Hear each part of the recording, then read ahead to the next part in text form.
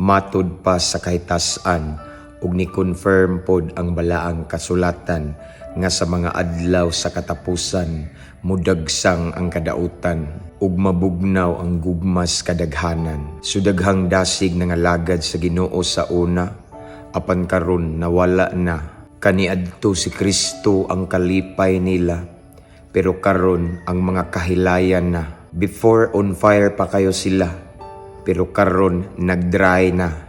Perti nagyong pagkaugaha, di na excited sa Pangginoo ba?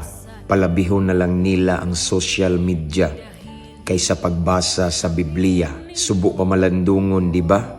Pero kamatuuran gid na. Apan ikaw diha padayon rata.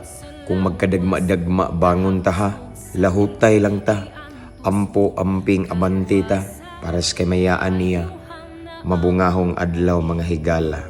To God be all the glory. God bless everyone.